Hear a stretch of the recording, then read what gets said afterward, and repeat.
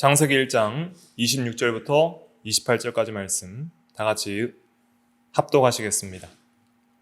시작.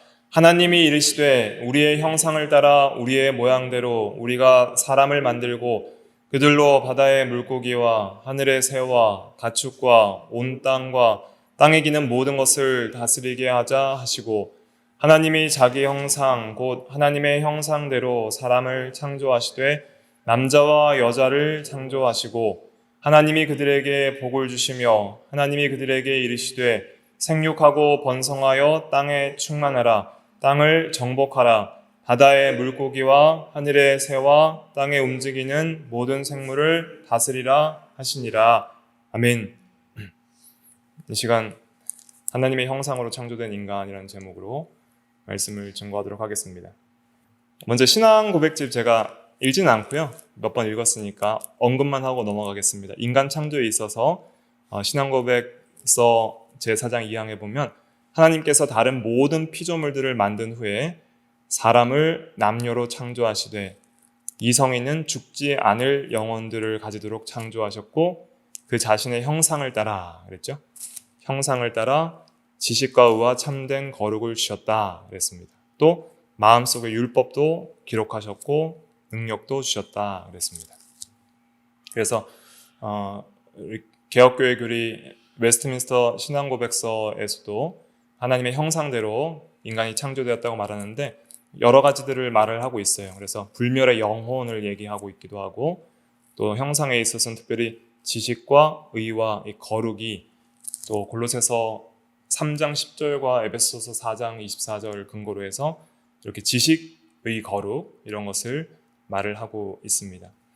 그래서 오늘은 좀 하나님의 형상에 대해서 조금 더 쉽게 좀 정리를 해보려고 하는데, 먼저 하나님의 형상이란 무엇일까 생각할 때 딱 한마디로 생각하시면 됩니다. 하나님을 닮았다 이런 뜻입니다. 그래서 우리 인간이 하나님의 형상이라고 할 때에 하나님은 원형이시고 우리 인간은 모형이다 이렇게 생각하시면 됩니다. 그러니까 하나님은 항상 스스로 계신 창조주이시고 하나님이신데 그 창조주 하나님을 닮은 그러한 모형으로서 우리가 하나님을 닮은 존재로 창조했다 했을 때에 우리가 우리의 형상을 따라 우리의 모양대로 사람을 만들자 하셨다는 의미입니다. 그러니까 우리가 우리를 닮은 존재를 만들자 이런 뜻입니다. 그러니까 왜 하나님을 닮게 만드셨냐면 이제 하나님을 대표하는 것이죠. 모든 피조 세계에서. 그리고 모든 피조물들을 하나님을 대표해서 이제 하나님의 대리 통치자로서 다스리며, 또 하나님을 닮아야 되는 이유는 하나님과 가족 관계에서 교제하기 위함입니다. 우리가 하나님을 알고 사랑하고 순종하고 하나님의 아버지로, 우리는 하나님의 자녀로서 그렇게 하나님과의 이 생명적 또 가족적 사랑의 관계를 갖고 사귐과 교제와 하나님과 더불어 이 누림을 얻게 하시려고 그렇게 하나님을 닮은 존재로 창조했습니다. 사실은 모든 피조세계는 다 하나님을 어느 정도는 닮고 어느 정도는 하나님의 영광을 반영하죠. 천사들도 하나님을 어느 정도 닮은 존재이지만은, 그러나 하나님의 형상이라고는 성경에서는 표현하지 않아요. 그러니까 하나님의 형상이라고 할 때는 하나님을 가장 닮은, 모든 피조물 가운데 하나님을 가장 닮은 존재로 창조하셨다는 것입니다. 그 닮은 존재로서 우리가 어떤 것을 또 생각을 할 수 있냐면, 우리 인간은 피조된 아들이다 이렇게 생각하실 수 있습니다. 그러니까 우리가 자녀를 낳아보면 자녀는 누구를 닮아요? 부모를 닮죠. 제 아들, 딸도 보면은 자세히 보면은 저와 아내를 닮았어요. 그러니까 이렇게 닮은 자녀를 낳으면 참 기쁘잖아요. 나를 닮은 모습을 보면서 나를 보고 또 나보다 더 뛰어난 모습을 보면서 뿌듯해하기도 하고 하는데, 이 피조된 아들의 개념을 우리가 어디서 읽을 수 있냐면 창세기 5장에서 읽을 수 있습니다. 먼저 설명을 드리면 그 셋은 아담의 아들이거든요. 아담이 자기의 형상을 따라 셋을 낳았다고 말하고 있어요. 그래서 아담의 아들인 셋이 아담을 닮았듯이 아담은 하나님을 닮은 존재로 그렇게 창조가 된 거예요. 그러한 이 의미를 창세기 5장에서 잘 설명을 하고 있습니다. 창세기 5장을 한번 읽어볼까요? 5장 1절부터 3절까지 같이 읽어볼게요. 시작. 이것은 아담의 계보를 적은 책이니라. 하나님이 사람을 창조하실 때에 하나님의 모양대로 지으시되 남자와 여자를 창조하셨고 그들이 창조되던 날에 하나님이 그들에게 복을 주시고 그들의 이름을 사람이라 일컬으셨더라. 아담은 130세에 자기의 모양 곧 자기의 형상과 같은 아들을 낳아 이름을 셋이라 하였고. 그래서 하나님이 사람을 하나님의 모양대로 창조를 하셨다고 그랬죠. 그런데 또 아담은 자기의 모양대로 자기의 형상과 같은 아들을 낳아서 셋이라 했다 그랬습니다. 그래서 여기서 이 닮은 아들을 낳는 것을 이 하나님께서 사람을 창조하신 것과 이렇게 같이 병치하면서 그 모양대로 창조했다는 의미를 설명을 해주시는 거예요. 그러니까 하나님을 닮은 피조된 아들로서 그러한 닮은 존재로 하나님께서 사람을 창조하셨다는 것이죠. 그래서 이 예수 그리스도의 계보가 마태복음 1장에도 기록되어 있지만 누가복음 3장에도 기록되어 있는데 3장은 이제 위로 거슬러 올라가는 계보입니다. 쭉 거슬러 올라가다 보면은 첫 번째 조상의 아담이 나오고요. 그 다음에 그 셋 다음에 아담이요. 그 위는 누구예요? 하나님이시니라 이렇게 되는 거예요. 그러니까 하나님이 아담의 아버지인 거예요. 그래서 하나님을 닮은 존재로 아담을 창조하신 것이죠. 왜 그랬을까요? 왜 그랬냐면 이런 관계적 존재로 창조를 하신 거예요. 삼위일체 하나님도 이 아들과 아버지의 관계가 있죠. 하나님은 아버지신 거예요. 하나님의 아버지시라는 말은 반드시 아들을 전제한다는 뜻이에요. 아들 없는 아버지는 없기 때문에 하나님이 영원부터 아버지인 동시에 아들이시고 또 성령 안에서 사랑하시는 그런 어떤 이 관계적인 사랑 그 자체이신 것이죠. 관계적인 그러한 존재로 계신 분이 또 하나님이시죠. 그러니까 그러한 하나님의 어떤 사랑의 관계를 함께 누리게 하고 그러한 사랑의 관계를 담게 하시려고 이 사람을 창조하셨습니다. 그래서 사람을 첫 번째 시작부터 무슨 관계로 창조하셨냐면 가족 관계로 창조하셨어요. 남자와 여자 둘이 한 몸이 되게 창조하신 거예요. 그러니까 남자와 여자가 이제는 둘이 하나님 안에서 이렇게 연합되게 창조를 하신 것이죠. 하나님, 남자, 여자 이렇게 해서 그러한 인간과 하나님이 아름다운 가족 관계 안에서 서로 사랑을 누리도록 하게 하셨고 그 다음에 자녀들을 생산하게 하셨던 것이죠. 그래서 남자와 여자를 창조하시고 아담과 하와를 통해서 가인도 낳고 아벨도 낳고 셋도 낳으면서 계속 닮은 존재들을 계속 창조하는 것이죠. 닮고 하는 그러한 존재들을 창조해서 이제는 하나님 안에서 모든 인류가 하나님의 가족으로서 사랑의 관계를 누리도록 그리고 서로 사랑하도록 그렇게 뜻하셨던 것이 첫째 이 창조의 원래 하나님의 계획이셨던 것이죠. 그래서 하나님은 자신의 형상을 닮은 하나님의 가족이 땅에 충만하게 하려고 이렇게 하나님을 닮은 존재로 하나님의 형상으로 사람을 창조하셨던 것입니다. 그런데 그것이 이제 어긋나게 된 것이 이제 타락인 것이죠. 하나님을 떠나서 하나님을 배반하고 이제는 하나님을 아버지로 섬기는 것이 아니라 마귀의 자식이 되어가고 하나님을 떠난 존재가 된 것이 바로 타락인 것입니다. 그래서 이제 우리가 예수 그리스도를 통해서 다시 구속이 되고 구원을 받으면 우리는 다시 뭐가 돼요? 하나님의 자녀가 되는 것이죠. 그래서 요한복음 1장 12절에도 보면 영접하는 자 곧 그 이름을 믿는 자들에게는 하나님의 자녀가 되는 권세를 주셨으니 이는 혈통으로나 육정으로나 사람의 뜻으로 나지 아니하고 오직 하나님께로부터 난 자들이니라. 다시 우리가 하나님께로부터 나게 된다는 것이죠. 중생하게 되는 것이죠. 새로운 출생을 얻게 되는 것이죠. 그래서 우리에게는 이제 양자의 영 혹은 아들의 영이 주어져요. 이 양자의 영과 아들의 영은 둘 다 누구를 가리켜요? 성령을 가리키는 것입니다. 성령께서 우리를 이제 양자 삼고 아들 삼아서 이제 하나님을 아빠 아버지라고 자연스럽게 본성적으로 부르게 되는 것이죠. 그래서 구원받은 성도가 참으로 하나님으로부터 난 증거는 자연스럽게 우리가 기도 가운데 찬양 가운데 하나님을 아버지 또 신앙과 고백 가운데 아버지라고 부르는 것이 그것이 구원의 증거라고 할 수가 있겠습니다. 그래서 이제 우리가 다 하나님의 가족이 되는 거예요. 구원받은 이후에는. 전부 이제 아담의 타락 이후에서 모든 인류가 하나님을 떠나서 하나님을 배반한 상태에 있다가 이제 그리스도 안에서 우리가 구속을 받으면 전부 우리는 하나님의 가족이에요. 하나님이 우리 아버지고 그리스도는 우리의 맏형, 친아들이고 맏형이고 또 우리는 전부 하나님의 형제예요. 그래서 그것을 에베소서 2장 19절에는 뭐라 그랬어요? 하나님의 권속이라 그랬죠? 에베소서 2장 19절을 보면 같이 읽어볼까요? 시작. 그러므로 이제부터는 너희는 외인도 아니요 나그네도 아니요 오직 성도들과 동일한 시민이요 하나님의 권속이라, 이런 가족이라고도 번역할 수 있습니다. 하나님의 가족이라, 우리가 하나님의 가족이라, 이런 뜻입니다. 얼마나 감사해요. 그래서 우리가 이제 영원한 하나님의 나라에 가면은 전부 우리가 뭐예요? 하나님의 가족인 거예요. 그러니까 우리가 지금부터 서로 사랑해야 되는 거예요. 교회 안에서 가족이기 때문에 형제 자매가 조금 우리가 서로 좀 안 맞는 게 있고 좀 부족한 게 있고 섭섭한 게 있어도 용서해주고 사랑해주고 또 영원히 같이 볼 가족이에요. 저나 여러분들이 천국에서 영원토록 같이 봐야 돼요. 같이 사랑하고 같이 교제하고 영원토록 그렇게 함께 살 하나님의 가족이 바로 우리 성도들이다. 그래서 우리가 형제들을 사랑하고 또 하나님을 사랑해야 하는 것이죠. 그러면 이렇게 하나님의 형상이라는 하나님을 닮은 존재로 창조했다는 것인데 이것을 이제 구속사적으로 좀 생각을 해봐야 됩니다.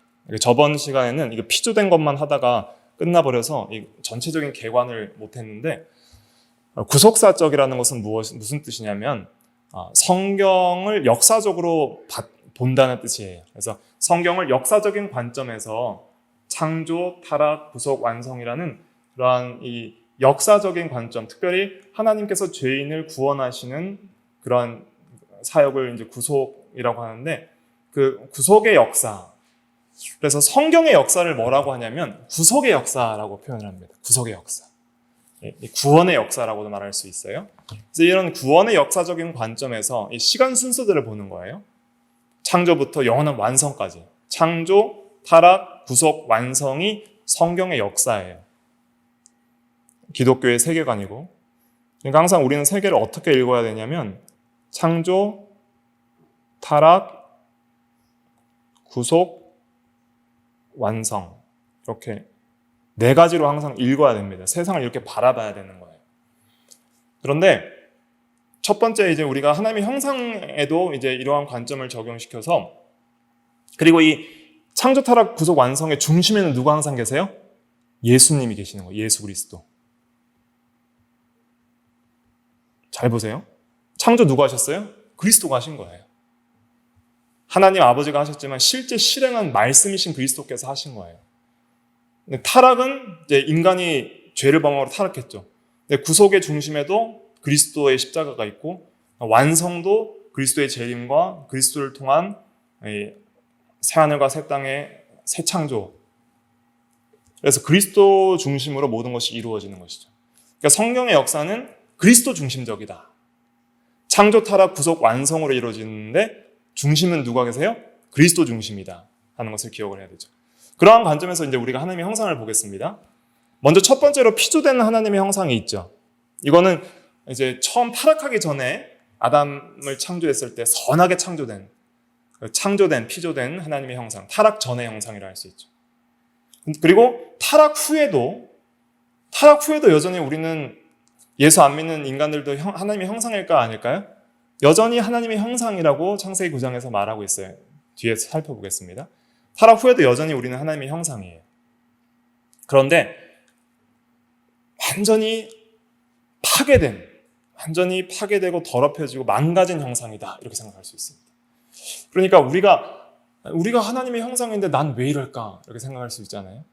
근데 우리가 왜 이러냐면 다 망가져서 그래요. 마음도 망가지고 육체도 망가졌으니까 육체도 엉망이고 뭐 쭈글쭈글하다 늙다가 죽고, 마음도 막 여러 가지 악한 생각과 슬픔과 근심과 외로움과 허무함과 뭔가 하나님의 형상답지 못한 것들을 영육 전체가 가지게 되는 것이죠. 그런데 그렇기 때문에 우리는 이 세상에서 정말 완전한 하나님의 형상을 볼 수가 없어요. 인간들을 통해서는. 구원받은 인간들도 저도 그렇고 여러분들도 그렇고 완전하지가 못하잖아요. 그런데 그 완전한 하나님의 형상이 파괴된 모든 인류 가운데 그 어떤 인류도 어떤 인간도 완전한 하나님의 형상을 가지고 있지 못한데 완전하신 하나님의 형상이 무엇인지를 계시하시는 사건이 뭐냐면 예수 그리스도의 성육신이에요. 예수님께서 이 세상에 오셔서 참된 인간성이 뭔지를 보여주시는 거예요. 인간은 이래야 된다는 걸 보여주시는 거예요. 인간은 이렇게 살아야 되고 인간은 이런 존재여야 된다. 그래서 죄인들아 너희들은 참된 인간성을 잃어버렸다. 회개하고 돌이켜라 하는 것이죠. 그러니까 참된 예수 그리스도의 그의 모든 인격과 말과 행실과 사역을 통해서 참 인간상을 계시해 주시는 거예요. 그 예수 그리스도의 참 인간상은 정말 하나님에 대하여 온전한 순종과 사랑을, 인간들을 정말 내 몸과 같이 사랑하고 피조 세계를 완전히 다스리시죠. 그 어떤 피조물도 주님 앞에 복종하지 않는 피조물이 없었습니다. 물과 바람과 모든 귀신과 모든 만물까지도 다 순종하는 거예요. 놀라운 하나님의 형상을 보여주시는 거예요. 그래서 성육신하신 하나님의 형상인 예수 그리스도를 통해서 저분이 진짜 하나님의 형상이구나 하는 것을 깨닫게 하시는 것이죠. 그러면서 이제 우리 예수 믿는 우리 성도들도 그리스도를 닮아서 이제 하나님의 형상을 회복해 나가는 것이 이제 구원받은 성도가 구원을 이루어 나가는 성화의 과정을 겪는 것입니다. 그러니까 우리가 이제 이 세상에서 열심히 신앙생활하면서 이루어야 될 최고 제일 목표는 뭐예요? 잘 먹고 잘 사고 돈 벌고 이러는 것이 아니라 그것은 이제 부수적인 것이고 가장 주된 우리의 사역과 핵심적인 일은 무엇이냐면 하나님의 형상을 더 회복하고 그리스도를 닮아가는 거예요. 그것이 성도들의 신앙생활의 핵심이다 할 수 있죠. 그리고 이제는 완성될 때가 있어요. 영화될 때. 그래서 예수 그리스도의 재림 이후에 모든 성도들이 이제 모든 죄를 벗어버리는 때, 그때가 이제 우리의 형상이 완성될 때입니다. 개인적으로는 육체의 죽음을 통해서 영혼이 영화를 이루고 또 육체의 영화까지 완전히 이루는 것은 부활 때 이루어지는 것이죠. 우리는 그걸 소망을 하는 거예요. 우리에게 항상 소망이 있어요. 주님이 재림하시면 우리의 몸도 부활하고 또 우리의 육체도 한번 죽으면 천국 문을 열고 이제는 영광의 세계로 우리의 영혼이 들어가고 그러한 소망을 가지고 우리는 이 세상에서 인내하면서 살아갈 수 있는 것이죠. 그러니까 항상 소망이 있는 사람은 이길 수 있어요. 항상 낙심하고 절망하는 사람의 특징은 뭐냐면 소망이 없기 때문에 낙심하고 절망하고 자살에까지 가는 거거든요. 우리 성도들은 항상 뭐가 있어요? 소망이 있는 거예요. 죽어도 소망이 있어요. 죽으면 천국 문 열고 영혼이 하나님께 들어가고 또 이제 우리 한번 죽는 육체도 다시 부활하고 영원토록 하나님과 함께 하나님의 가족들과 함께 예수 그리스도와 함께 영원토록 살 소망이 있어요. 다시는 사망이나 슬픔이나 눈물이나 애통함이 없는 영광스러운 하나님의 나라에서 영원히 살 소망이 우리에게 있는 것이죠.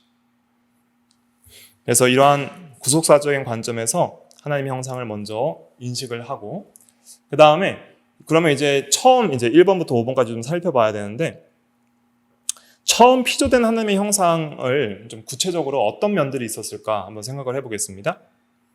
하나님의 형상의 구체적인 면들이 있어요. 면들. 하나님을 닮은 면들은 어떤 게 있을까? 이제 이걸 생각을 해봐야 됩니다. 자, 첫째로는 영성이 있습니다. 영성. 둘째로는 도덕성이 있고, 이건 이제 의, 거룩 이런 면들이 도덕성이에요. 셋째로는 인격성이 있는데, 인격하면 항상 떠올려야 될 세 가지가 뭐예요? 지식, 감정, 의지, 지정의. 그다음에 추가적으로 하면 이제 양심도 지식에 속한 거예요. 어떤 지식이냐면 절대 도덕법에 대한 지식이죠. 그래서 이건 도덕성과도 관련이 있지만은 또 지성과도 관련이 있는 것이죠. 그래서 양심은 마음에 새긴 율법이기 때문에 이것도 인격성, 특별히 지성과 관련된 중요한 부분이라 할 수가 있겠습니다. 이러한 것들은 동물들에게 없는 거예요. 그러니까 동물들과는 완전히 구별된 인간들에게만 있는 그런 부분들이죠. 또 네 번째는 불멸성을 생각할 수 있습니다. 불멸성. 인간은 시작하는 때는 있지만 끝나는 때는 없어요. 영원 불멸한 존재예요. 그래서 영혼만 불멸해요? 육체도 불멸해요? 영육 전체가 불멸합니다. 영혼은 계속 존재하고 육체는 한번 죽지만은 불신자나 신자나 다 부활해요. 신자는 생명의 부활로, 불신자는 심판의 부활로 나온다 그랬죠. 요한복음 5장에. 그러니까 영육 전체가 불멸해요. 그런데 생명이란 건 뭐냐면 하나님에 대하여 산 생명은 영원히 사는 생명이 영생이고, 이거 이제 천국에서의 생활이죠. 그러나 지옥에서의 영원한 불멸은 영원한 사망이라 이렇게 일컫는 것입니다. 그러니까 하나님에 대하여 산 것만이 영적으로 산 거기 때문에 그걸 생명이라고 할 수가 있는 것이죠. 어쨌든 천국에서 살든 지옥에서 살든 영원히 불멸한다는 것은 모든 인간에게 공통적인 특징이다 할 수 있습니다. 그래서 하나님도 이 불멸하시는 분이시기 때문에 그러한 하나님의 불멸성을 담게 만드신 거예요. 동물은 그렇지 않아요. 동물은 이 세상에서 육체가 소멸하면 그것으로 존재가 끝나요. 그러나 우리는 그렇지 않다는 것을 기억을 해야 되는 것이죠. 그 다음에 다섯 번째는 이제 통치권이 있습니다. 그래서 우리는 지배권과 왕권을 가져요. 누구의 왕이냐면 이걸 잘 기억해야 됩니다. 피조물의 왕이라는 것이죠. 그러니까 피조물을 섬기지 않고 다스려야 된다는 것이죠. 하지만 또 기억해야 될 것은 하나님의 종이라는 거예요. 종이자 왕이라는 거예요. 그 개념을 이제 성경에서 뭐라고 하냐면 청직이라고 말을 합니다. 청직. 청직이는 뭐냐면 주인의 소유를 맡아서 다스리는 종을 청직이라고 해요. 주인이 자기의 모든 소유를 다스리지 않고 종에게 위임하는 것이죠. 내가 너에게 권한을 주노니 네가 내 모든 집안의 소유를 다스려라 이렇게 말을 하는 거예요. 그러면은 그 주인이 명하는 권한 범위 내에서 다 다스리는 것이죠. 그러니까 우리는 피조물의 왕으로서 피조 세계를 다 다스리도록 하나님께서 통치자로 세워주신 거예요. 하나님의 대리 통치자로. 그러나 우리는 우리 위에 하나님을 섬겨야 될 그런 사명이 있는 것이죠. 아무튼 우리에게는 이런 피조물을 다스릴 수 있는 지배권과 통치권을 주셨다.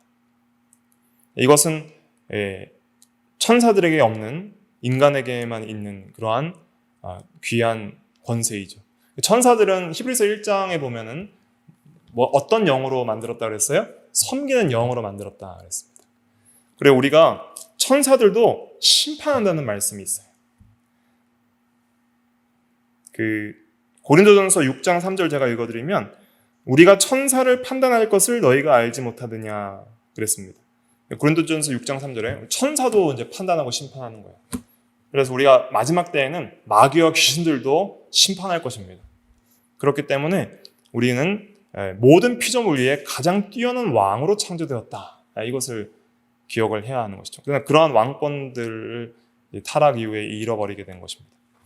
그 다음에 이제 몸도 생각을 할 수가 있는데, 이 하나님의 형상이라고 했을 때 하나님이 물질적인 부분이 있다든지 아니면 육체가 있다는 의미로 그렇게 생각을 해서는 절대 안 됩니다. 그래서 어떤 이단자들은 하나님이 이 몸도 있으시다, 하나님의 이런 육체도 있으시다라고 하는 이단이 있는데 그것은 절대 잘못된 교리고 하나님이 영이시라 그랬습니다. 요한복음 4장에 보면은 24절에 하나님의 영이시니 예배하는 자가 영과 진리로 예배할지니라 그랬잖아요. 그런데 몸도 우리가 하나님의 형상이라고 어떤 면에서는 말을 할 수가 있어요. 어떤 면에서 말을 할 수가 있냐면은 하나님을 닮은 존재로 하나님께서 인간을 창조할 때는 영육 전체가 하나님을 닮게 창조했거든요. 그러면 이 육신은 어떤 의미에서 하나님의 형상이냐면 하나님의 그 형상을 사실은 하나님의 형상의 핵심적인 부분은 영혼인데, 이러한 보이지 않는 비물질적인 영혼이 하나님의 형상의 핵심이라 할 수 있는데, 그러한 영혼의 기관과 도구가, 키워드는 기관과 도구라는 건데, 기관과 도구가 몸이에요. 그러니까 우리에게 보이지 않는 그 영혼의 작용들이 뭘 통해서 반영이 돼요? 육체를 통해서 반영이 되잖아요. 우리의 표정을 통해서 영혼의 기쁨이 웃음을 통해서 반영이 되고, 뭔가 이 근심은 찡그린 얼굴을 통해서 반영이 되고, 또 우리의 눈을 통해서, 감각기적인 눈을 통해서 영혼의 지식이 들어가고, 듣는 귀를 통해서 우리의 영혼의 지식이 들어가고, 또 우리의 영혼에 있는 모든 생각들과 그러한 영혼의 작용들이 입을 통해서 밖으로 나오고, 행동을 통해서 선한 생각과 악한 생각이 밖으로 나오고, 또 이러한 감각을 통해서 느끼고 하는 것들이 또 영혼에 반영이 되고 하는 것이죠. 육체가 힘들면 영적으로도 힘든 거예요. 근데 영혼이 기쁘면 육체도 힘이 나는 거예요. 그러니까 우리가 하나님의 은혜를 많이 받으면은 피곤한 몸이 또 힘도 나게 되는 거예요. 너무 육신이 지치면은 영적으로도 많이 이렇게 곤고해지기도 하는 것이죠. 그러니까 영혼과 육체가 이렇게 유기적으로 연결이 되어 있다는 걸 우리가 알 수 있죠. 그래서 영혼의 기관과 도구로서 하나님의 형상을 반영한다는 점에서 몸도 어느 정도 하나님의 형상이다 할 수가 있습니다. 그러면은 이 몸을 통해서 하나님께서 신hin 동형론적 표현, 그러니까 인간과 하나님이 이렇게 비슷하게 이렇게 마치 하나님을 인간처럼 그렇게 표현하는 표현들이 있잖아요. 그래서 여호와의 오른손, 하나님의 들으심, 하나님 보심 이런 것들을 표현하기도 하잖아요. 그래서 그러한 표현들을 통해서 하나님을 표현하기도 하고, 또 우리가 이 몸을 통해서 하나님의 이 형상들을 또 우리 이 상징적으로 또 생각을 할 수 있는데, 우리 몸의 감각기관인 눈이 있잖아요. 눈은 보는 거잖아요. 근데 하나님도 보세요, 안 보세요? 보시는 거예요. 그러니까 우리는 그냥 눈으로 빛이 있을 때만 보지만 하나님은 모든 것을 보시는 분이에요. 못 보시는 것이 없어요. 그러니까 하나님의 보심을 생각할 때 우리는 보통 눈을 통해서 잘 이해할 수 있는 것이죠. 우리가 눈으로 이렇게 보듯이 하나님도 우리의 모든 것, 마음까지 보시는구나, 이런 것을 생각할 수 있고, 우리는 귀로 듣잖아요. 하나님도 우리를 들으시죠. 마음으로 생각하는 것까지 다 들으시죠. 마음으로 묵상 기도하는 것까지 다 들으시는 하나님입니다. 또 우리가 입으로 말을 하는 것처럼 하나님도 말씀하시죠. 실제로 공기의 진동을 통해 말씀하시기도 하지만은 이러한 성경의 말씀을 통해 말씀하시기도 하고, 여러 가지 방법과 여러 가지 모양으로 말씀하신 하나님께서 마지막에 또 그리스도를 통해서 말씀하셨다. 히브리서 1장 1절과 2절에 말을 하고 있습니다. 이렇게 우리에게 항상 말씀하시는 하나님. 또 하나님은 느끼시죠. 우리 육체가 감각기관이 이런 오감이 느끼는 것처럼 하나님도 우리의 기쁨을 느끼시고 우리의 아픔도 느끼시고, 또 하나님이 보시기에 창조한 모든 만물들을 보시기에 매우 좋았더라 하면서 그 창조 만물들을 기쁘게 여기시고 창조물들을 즐거워하시고 또 즐기신 면들, 이러한 것들을 우리가 생각을 할 수 있는 것이죠. 그래서 하나님은 절대 물질이라든지 육체가 있는 분은 아니시지만은 몸이 하나님의 형상을 어느 정도 영혼의 기관과 도구로서 반영한다는 점에서는 부분적으로 하나님의 형상이라고도 말을 할 수가 있다는 것이죠. 왜냐하면 하나님의 형상은 그 인간성 전체를 가리키는 거거든요. 근데 인간됨이라는 것은 육신을 떼놓고는 생각할 수가 없는 거예요. 왜냐하면 우리는 영혼이 영육 전체가 온전한 인격체로서 살 것이기 때문에, 잠시 우리가 영육이 분리되는 중간계 상태라고 하거든요. 영육이 분리되는 그러한 육체의 죽음의 상태인 과도기적인 상태가 있긴 하지만은, 그러나 참된 완전한 인간이라는 것은 영육 전체가 유기적으로 결합되어서 인간이기 때문입니다. 그래서 왜 영육으로 만드셨을까? 이걸 생각해 보면은 보이지 않는 세계와 보이는 세계가 모두 인간 안에 들어있음을 보여주시는 거예요. 인간은 마치 소우주와 같아요. 그래서 보이지 않는 영혼은 보이지 않는 세계와 보이지 않는 하나님에 대하여 이렇게 살아있을 수 있고, 또 우리 물질적인 몸은 보는 세계에 대하여 감각적으로 느끼고 살아있을 수 있는 것이죠. 천사들은 그럴 수 없는 거예요. 천사들은 능력이 있지만은 우리처럼 이렇게 손으로 만지고 이렇게 할 수는 없는 것이죠. 하지만은 우리는 보이지 않는 세계와 보이는 세계에 대하여 모두 이렇게 살아있을 수 있는 영육을 가지게 그렇게 창조를 하신 것입니다. 그래서 아무튼 이런 면들이 있는데, 그 중에서 제가 좀 설명을 안 드린 부분이 이제 도덕적인 것은 잘 아시겠죠? 의로운 것, 또 거룩한 면, 이러한 면이 있고, 특별히 중요한 면이 무엇이냐면 저번 시간에 좀 강조했던 것인데, 이 영적인 면이 있습니다. 영성. 우리가 영적인 존재라는 걸 항상 기억을 해야 됩니다. 그러니까 동물에게는 없는 구별된 것이 있는데, 그것은 뭐냐면 우리에게 영혼이 있다는 것이고, 또 우리는 영적인 존재라는 거예요. 그러니까 영적이다라고 할 때, 영적이라는 것이 사람들은 오해하는 것이 뭐냐면, 영적이라고 하면은 보통 그냥 좀 보이지 않는 그냥 육체적인 거에 반대라고 생각을 하는 거예요. 영적이라고 하면 여러분들은 뭐라고 생각하십니까? 영적이라고 하면 보통 육체적인 반대가 영적이라고 생각을 하는데 그렇게만 생각을 하면 굉장히 피상적으로 이해하는 것이고 또 어떤 면에서는 좀 잘못 이해하는 것입니다. 그러니까 영적이라는 것은 육체적이지 않다 이런 뜻이 아니라 영적이라는 것은 하나님과 관련된 용어입니다. 하나님에 대한 이런 뜻입니다. 그러니까 우리 영육 전체가 하나님에 대하여 살아있으면 영적인 사람이 되는 거예요. 근데 영육 전체가 하나님에 대하여 죽어 있으면 영적인 존재로서의 삶을 잃어버리는 것이죠. 그러니까 성경에서 육체 정욕이다, 육체적이다, 육체의 욕심이다 이렇게 표현할 때는 그러면 육체만 살아있나요? 모든 인간들이 다 그 마음과 또 영혼이 다 있잖아요. 그런데 육체가 되었다, 육체 중심이다 할 때는 영육 전체가 하나님을 떠나서 그냥 물질과 자기 육체의 정욕을 채우기 위한 중심으로 살아간다는 뜻이죠. 영적이라는 건 뭐냐면은 영육 전체가 하나님에 대하여 살아있다는 뜻입니다. 그래서 이 영성이라는 것은 하나님에 대하여 생명 있는 존재로 창조하셨다는 거예요. 그러니까 영적을 생각할 때 항상 하나님 중심으로 생각해야 됩니다. 그래서 영적인 존재라는 것은 영적 생명이 하나님에 대하여 살아있는 존재로 창조하셨다는 거예요.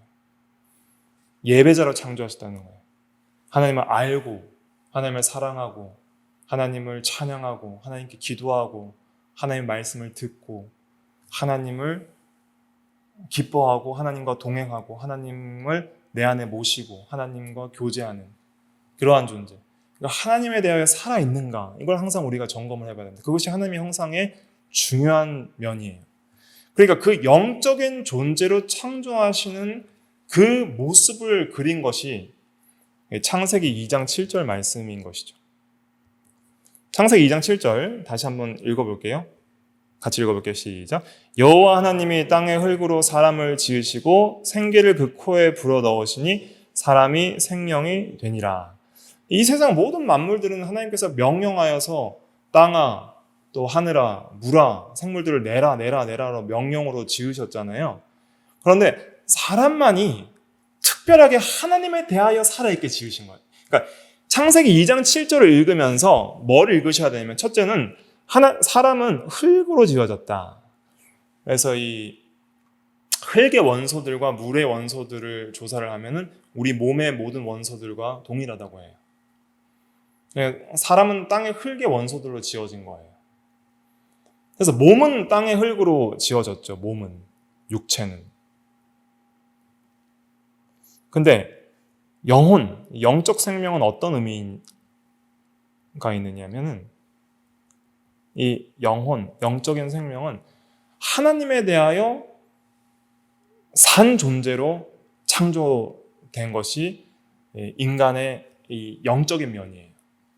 그러니까 이 생기를 뭐라고 말씀드렸냐면 생명의 호흡이라고 그랬잖아요. 생명의 호흡 혹은 생명의 숨이에요. 그러니까 살아있게 하는 숨, 살아있게 하는 호흡을 하나님께서 친히 그 코에 마치 얼굴과 얼굴을 맞대고 후 하고 불듯이 이렇게 하나님께서 사람에게 생명을 주셨다는 뜻은 무엇이냐면은 하나님에 대하여 산 존재로 창조하셨다 이런 뜻입니다.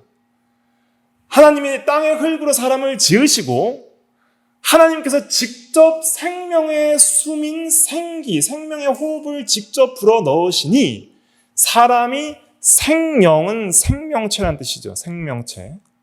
네페시 하야인데 네페시 하야. 생기는 니시마트 하임인데 니시마트 하임, 생명의 호흡을 불어넣으시니 사람이 드디어 생명체가 되었다. 이렇게 말하는데 어떤 생명체가 되었냐는 거예요. 여기서 구체적으로 말을 하고 있잖아요. 어떤 생명체가 되었냐면 영적으로 살아있는 생명체가 되었다. 여기서 이걸 의미하는 거예요. 여기서 그 숨은 뜻을 찾아내셔야 돼요.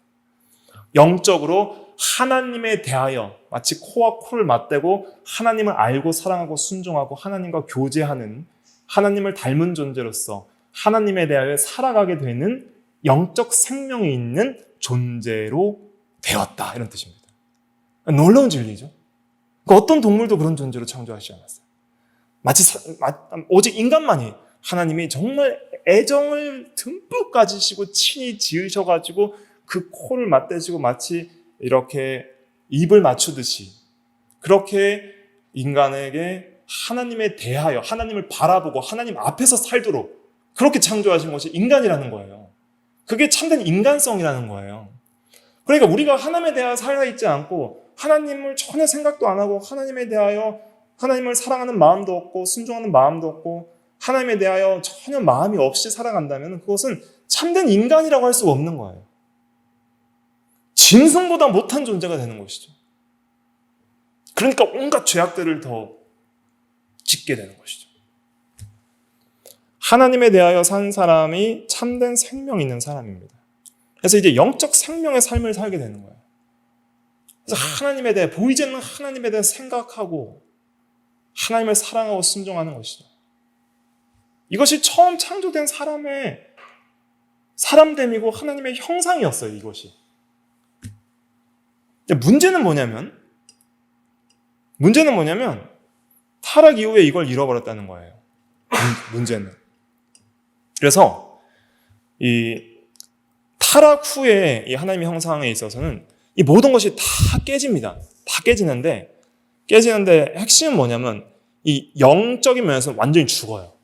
그러니까 에베소서 2장에 보면 너희가 허물과제로 죽었던 너희를 그리스도와 함께 살리셨다는 그 표현이 뭐냐면 허물과제로 죽었다.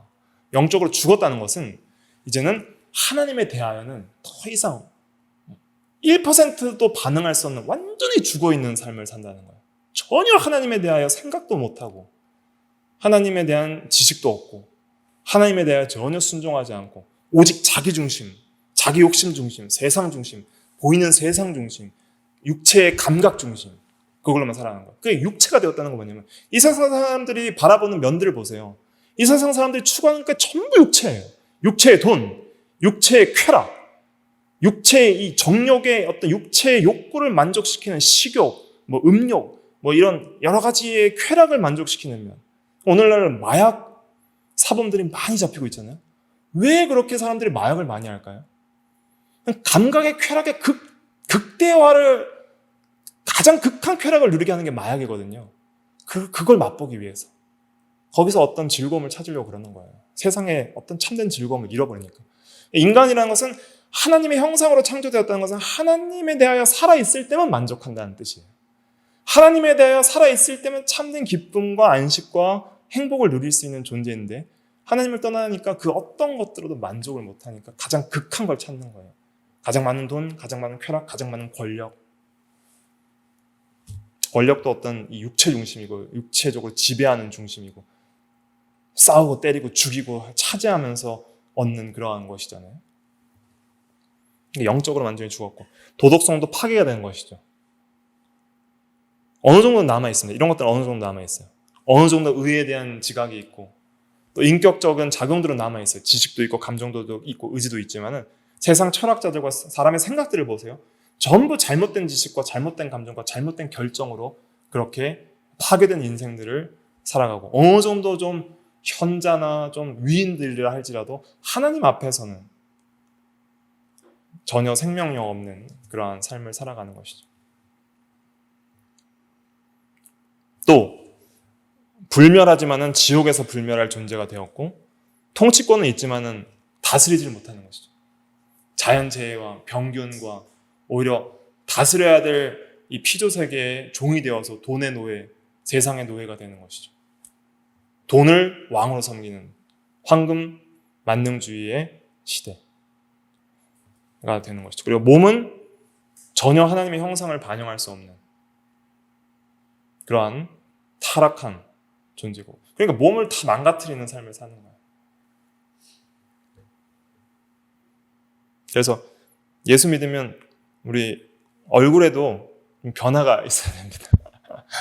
그래서 예수 믿는 사람들 보면 교회 다니세요? 라는 말을 들을 정도로 얼굴에 어떤 이 참된 희락과 또 기쁨이 넘치는 부분이 있어야 되는 것이죠. 보는 것에 있어서 조심해야 되는 것이죠. 하나님이 보기를 원하는 것만 보고, 듣기를 원하는 것만 듣고, 말씀하기를 원하는 것만 말씀하고, 더럽고 악한 말은 입 밖에도 내지 말라고 성경에서 말하고 있잖아요. 또 감각적으로도 즐길 거는 하나님께서 선하게 여기는 것, 허락하시는 면에서만 우리가 즐기를 힘써야 되고 하는 것이죠.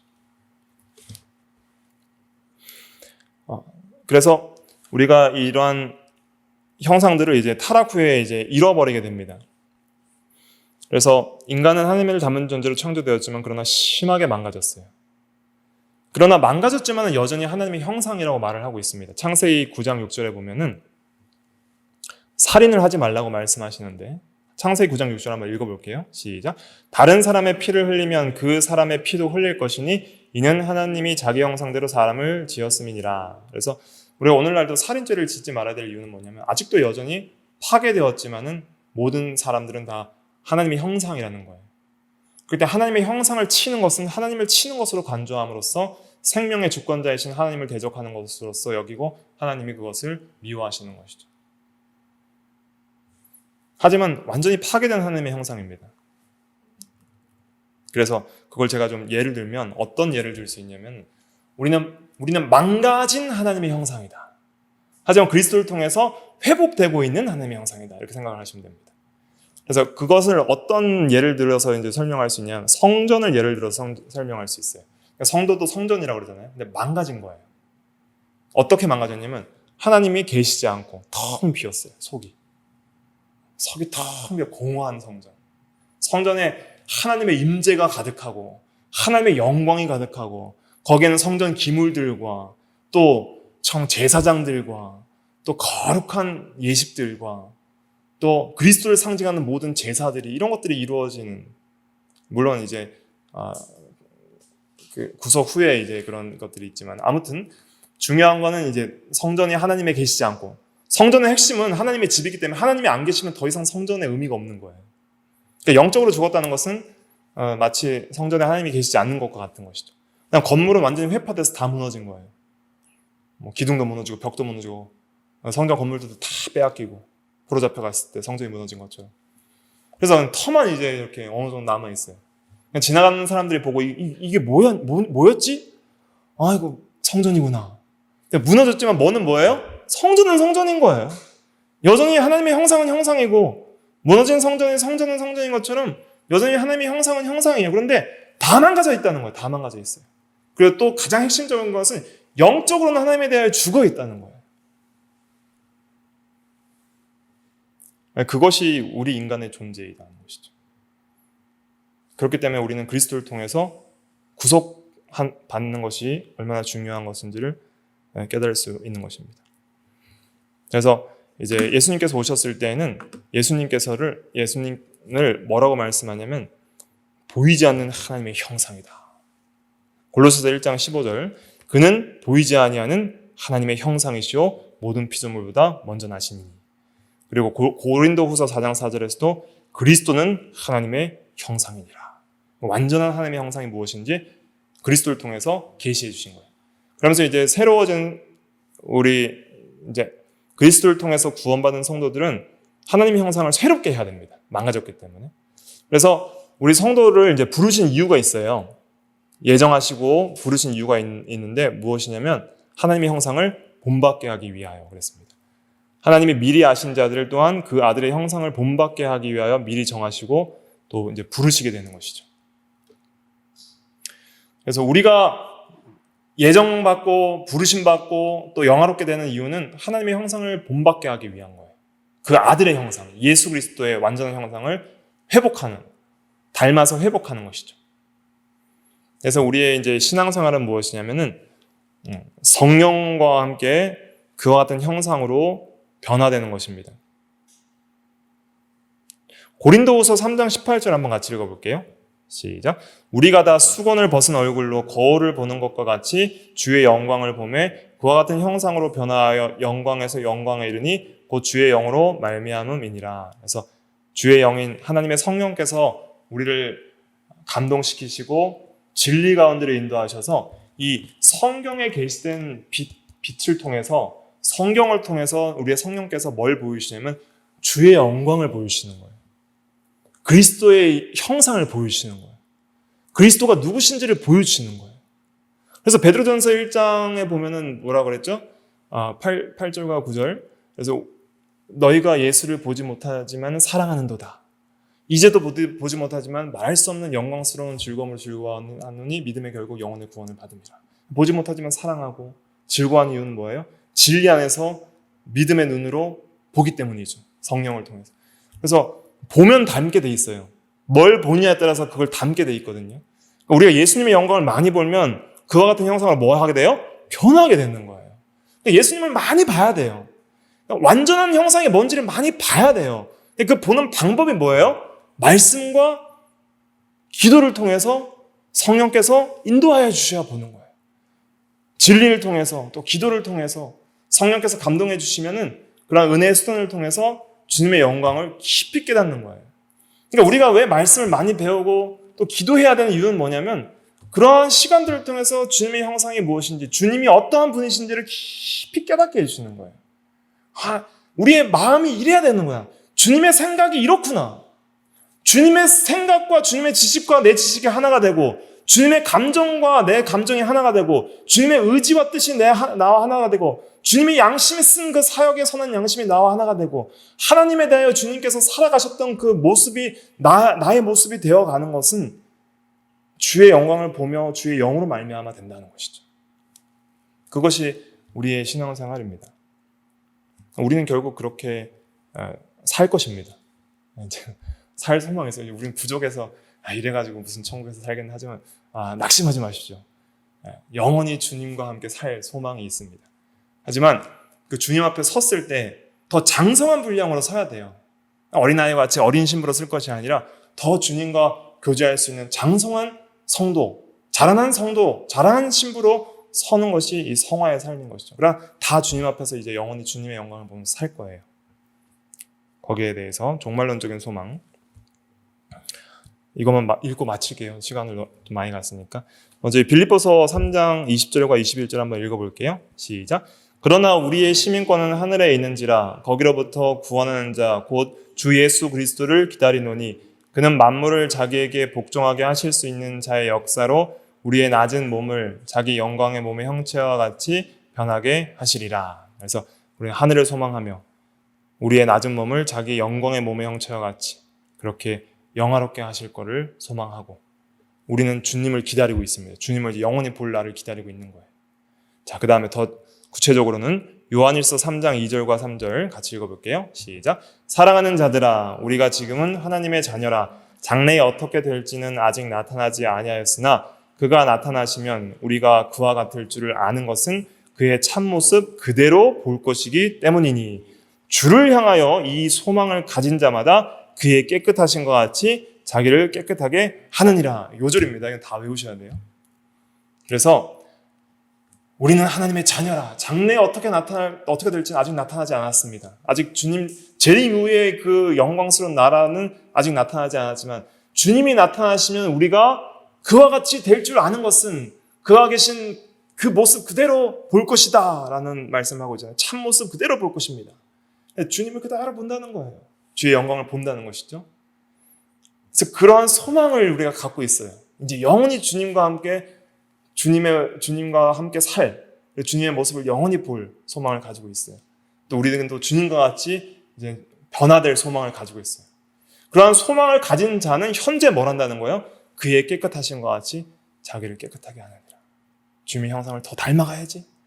주님 앞에 섰을 때 더 장성한 형상으로 서야지 하는 소망을 가지고 현재 주님의 형상을 닮아가기를 힘쓰는 성화의 삶을 살아간다는 것이죠. 이것이 성도의 제1 목표입니다. 이걸 하지 못하는 것은 신앙생활에 있어서 그리고 인간으로서 이 세상에서의 참된 사명에 실패하는 것이죠.